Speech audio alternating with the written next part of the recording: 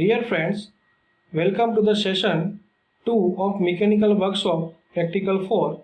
Now let us talk about the various hand tools used for tinsmithing. Hand tools are generally for measuring, marking, cutting and forming operations. Let's see the measuring instruments, marking instruments, cutting tools, forming tools.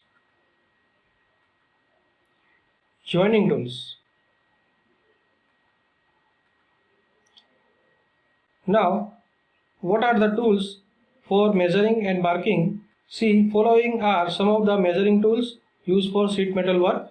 For example, steel rule, vernier caliper, micrometer, sheet metal gauge. Following are some of the marking tools that can be used for sheet metal work, such as scriber, Dremel, punches or dot punches. Now, the measuring tools and marking tools. See, in this figure, there are various types of measuring tools and marking tools are depicted. Here we have seen the measuring gauge, bench vise, steel rule, scriber, types of hammers and cutters.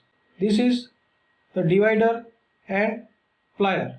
We have forming tools also, which are used for forming the sheet metal, and this forming tools is fitted in this plate. We can say it is a stacks and this is the stack holders. These are the various pliers, center punches for different angles, scriber and marking tools as well as Dremel. These instruments are precision instruments for length measurement, divider, right angle. This is the angular measurement tool, steel rule and measure tape. Now various cutting, forming and joining tools.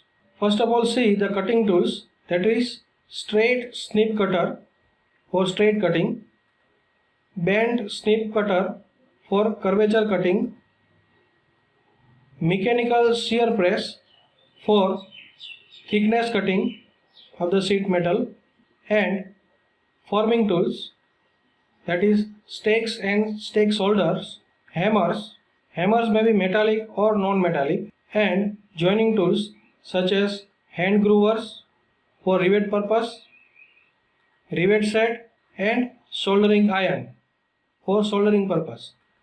Now let us see the riveting set and soldering tools. In this figure we can see the various rivets of different diameters, and this is the riveting gun which can be operated manually, and these are the various different diameter rivets. This one is the soldering iron and this is the rod for solder.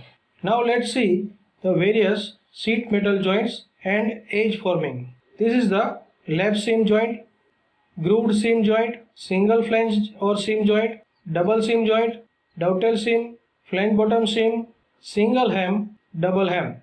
This one is the double hem. Last one is the wired edge. Now let us see the various operational steps for sheet metal operation. The first and foremost, we have to plan according to our working drawing, then marking as per the working drawing, then comes the cutting operation for profile cutting, then initial hemming purpose, we have to hem the edges, and then bending.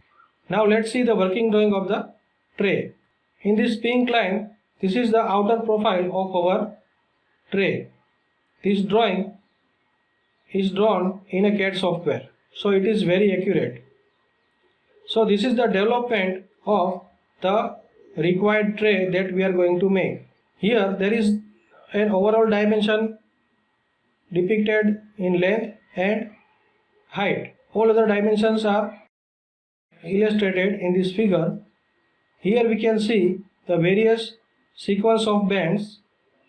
Now we will perform the first hemming operation in this wall, second hemming operation in this side wall, third hemming operation in this back wall, first bend at this corner, second bend at this corner and third bend at this corner. Now in this detailed drawing you can see the hemming at 180 degree and bending at 90 degree.